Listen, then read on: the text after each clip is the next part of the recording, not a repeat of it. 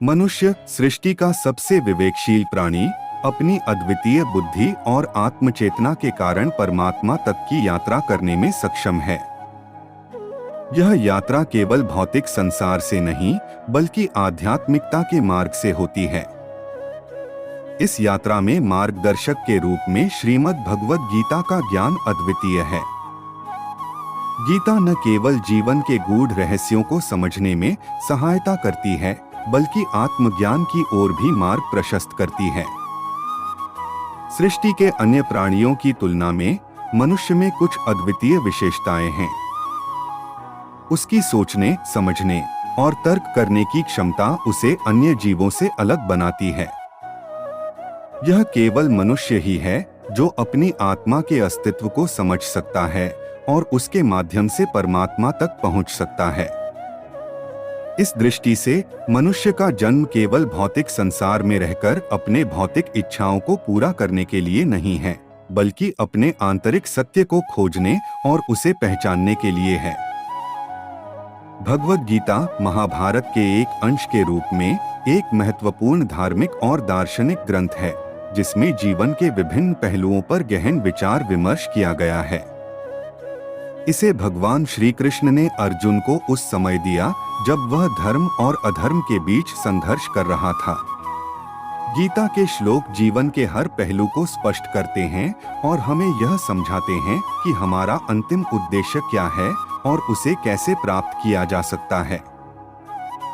गीता में भगवान श्री कृष्ण ने कर्मयोग का महत्व बताया है, जो मनुष्य को निष्काम कर्म के माध्यम से परमात्मा तक पहुंचने का मार्ग दिखाता है। निष्काम कर्म का अर्थ है बिना किसी फल की इच्छा के कर्म करना। यह गीता का एक प्रमुख संदेश है, जिसमें बताया गया है कि हमें अपने कर्तव्यों का पालन करते हुए ईश्वर को समर्पित भाव से कर्म करना चाहिए। ऐसा कर्म ही हमें बंधनों से मुक्त करता है और आत्मज्ञान की ओर अग्रसर करता है। भगवद गीता में ज्ञान योग का भी विशेष महत्व है। ज्ञान योग के माध्यम से व्यक्ति आत्मा और परमात्मा के सत्य को समझ सकता है। गीता के अनुसार आत्मा अनश्वर है और यह शरीर केवल आत्मा का वाहक है। मृत्यु के बाद आत्मा का नाश नहीं होता, बल्कि यह एक नए शरीर में प्रवेश करती है। यह ज्ञान मनुष्य को मृत्यु के भय से मुक्त करता है और उसे जीवन के प्रति एक नई दृष्टि प्रदान करता है। गीता में भक्ति योग का वर्णन भी मिलता है, जो प्रेम और समर्पण के माध्यम से परमात्मा तक पहुंचने का मार्ग है। भगवान श्री कृष्ण ने गीता में कहा है कि जो व्यक्ति प्रेम और श्रद्धा के साथ उनकी शरण में आता है, वह अवश्य ही परम पद प्राप्त करता है। भक्ति योग का अर्थ है अपने समर्पण और प्रेम को परमात्मा के प्रति अर्पित करना और उनकी शरण में रहना। वर्तमान समय में जब मानव समाज कई चुनौतियों का सामना कर रहा है, भगवद गीता का ज्ञान और भी अधिक प्रासंगिक हो गया है। आधुनिक जीवन की जटिलताओं, तनाव और संघर्षों के बीच गीता का संदेश हमें आत्मिक शांति और संतुलन प्राप्त करने का मार्ग दिखाता है। यह हमें सिखाता है कि भौतिक जीवन की अस्थिरता के बावजूद आत्मा और परमात्मा के साथ संबंध बनाकर हम सच्चे आनंद और शांति को प्राप्त कर सकते हैं। जीवन में गीता के ज्ञान का प्रयोग करना ही मनुष्य के लिए सच्चा आशीर्वाद हो सकता है। चाहे वह हमारे दैनिक कार्य हो, पारिवारिक संबंध हो या समाज के प्रति हमारे कर्तव्य, गीता हमें हर स्थिति में सही निर्णय लेने और अपने कर्तव्यों का पालन करने में सहायता करती है। गीता के श्लोकों का नियमित अध्ययन और उनके अर्थ को जीवन में उतारना ही मनुष्य को सही मार्ग पर ले जाता है। इस प्रकार मनुष्य के पास अद्वितीय सामर्थ्य है कि वह परमात्मा तक की दूरी तय कर सके। भगवद गीता का ज्ञान इस यात्रा में उसका सबसे बड़ा मार्गदर्शक है। गीता न केवल हमें जीवन के सत्य को समझने में मदद करती है, बल्कि हमें आत्मज्ञान और मोक्ष की प्राप्ति की ओर भी अग्रसर करती है।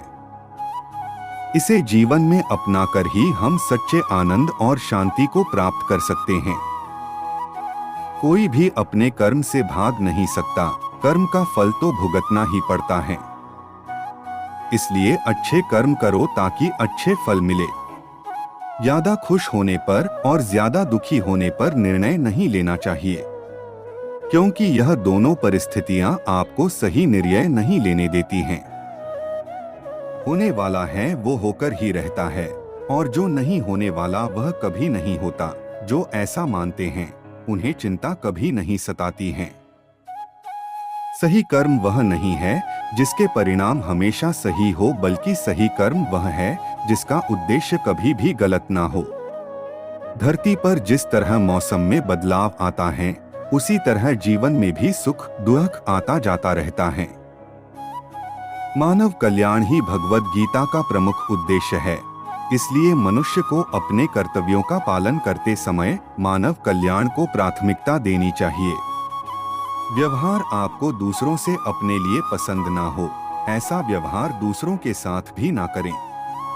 पार्थ, तुम फल की चिंता मत करो, अपना जरूरी कर्म करते रहो, मैं फल जरूर दूंगा। तुम्हारे साथ जो हुआ वह अच्छा हुआ, जो हो रहा है वो भी अच्छा है, और जो होगा वो भी अच्छा होगा।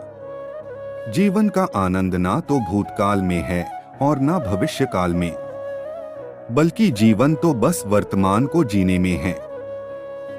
मन की शांति से बढ़कर इस संसार में कोई भी संपत्ति नहीं है। जो व्यक्ति मन को नियंत्रित नहीं करते, उनके लिए मन शत्रु के समान कार्य करता है। जो लोग बुद्धि को छोड़कर भावनाओं में बह जाते हैं, उन्हें हर कोई मूर्ख बना सकता है। कोई भी इंसान अपने जन्म से नहीं, बल्कि अपने कर्मों से महान बनता है।